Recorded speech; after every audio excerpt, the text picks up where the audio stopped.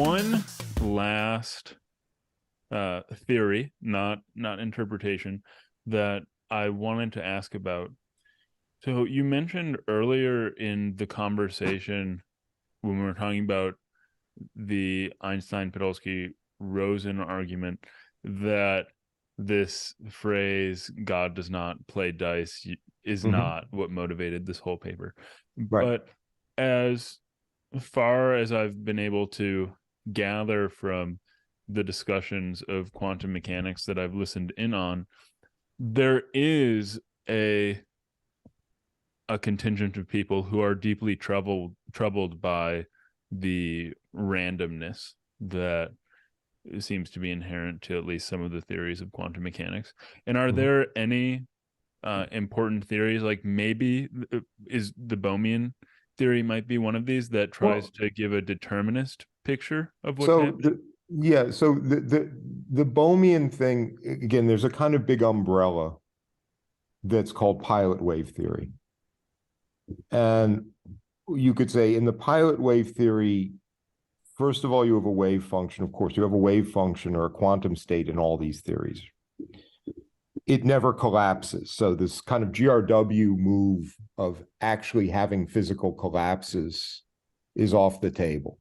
It also means you don't have to worry about describing the collapses because they don't occur. There's really only one wave function in the theory. It's the universal one. There's the kind of master quantum state of everything. And it always evolves linearly. It always evolves by Schrodinger's equation.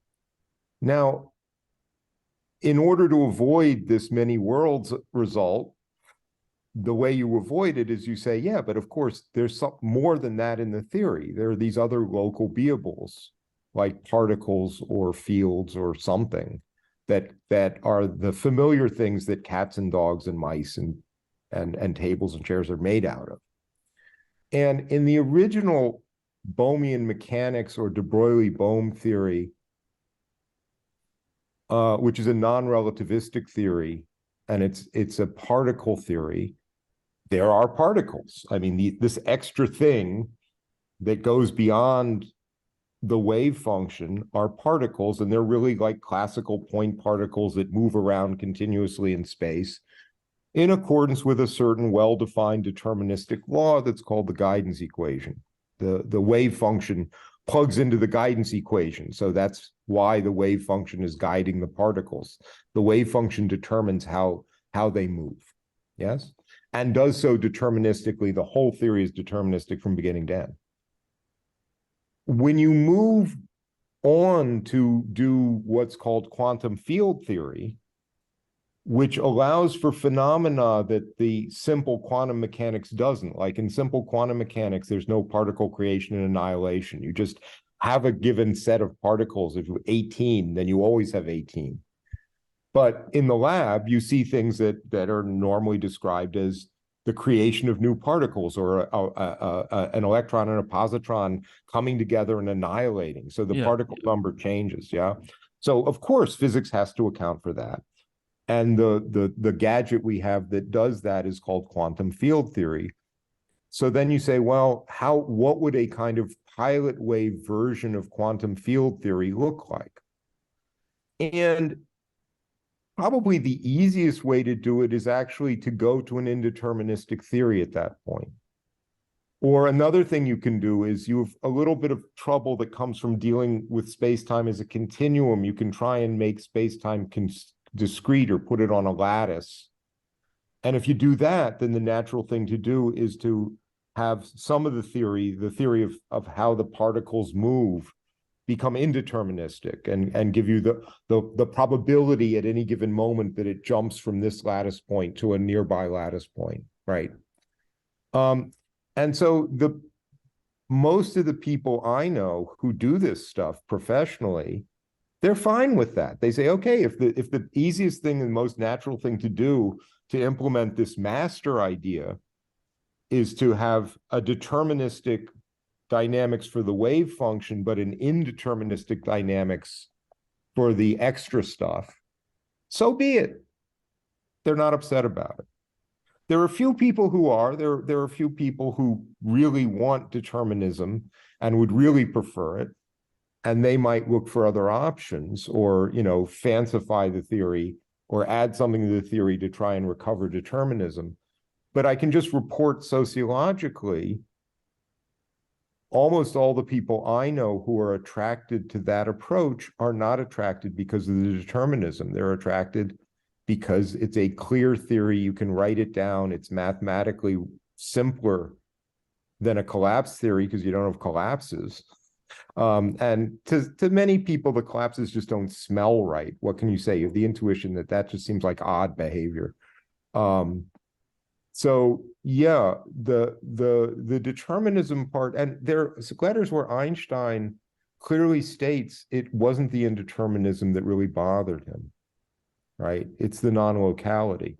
But in all these theories, you have the non-locality, and the way you make your peace with that is by reading Bell and saying, gosh, I can't get rid of it, right? I mean, like it or lump it, it's there, right? Like it or lump it, the actual experiments violate Bell's inequality. And the only way to get that out of a theory in a clean way is to put some non-locality into the theory. Okay, so let me figure out how to do that in a mathematically precise way, which can be done. Now I'm thinking back to our last conversation where I don't know what the term is, but you sort of took a what I'll call maybe a nomological primitivity to maybe like the direction of time or some things like that. Do you sort of take this this idea of non-locality, even though it isn't intuitive, as just something primitive? Is that what you're suggesting? Well, primitive, I would apply to elements of an ontology. So I think that I'm a primitivist about the direction of time. That I think, yeah, time is a directed kind of thing. It doesn't inherit its direction from anything else. Its direction isn't given by the entropy gradient or something like that. It's just an intrinsically directed thing. There's no further analysis of that because that's fundamental. That's where my spade is turned, right? And this is the thing every person doing metaphysics or doing ontology has to make decisions about where they're going to stop doing it. This is very much like Goodman's discussion of a philosophical conscience, right? What do you think is acceptable without further explanation, and what do you think is unacceptable without further explanation?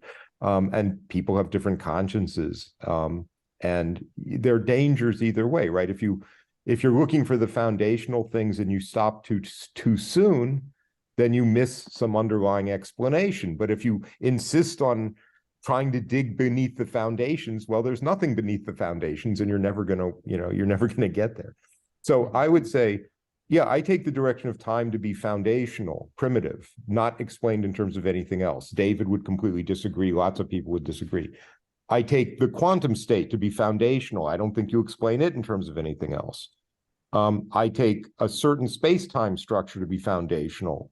Exactly what it is up to debate, but it's not explained in terms of anything else. So these are the foundational things. Now, the non-locality is a matter of the nature of the dynamics. So it's in terms of these fundamental things that I'm going to write down a physical theory. And that dynamics, which explains how the things evolve, that's either local or not local. That's just an analytical fact about the nature of the dynamics.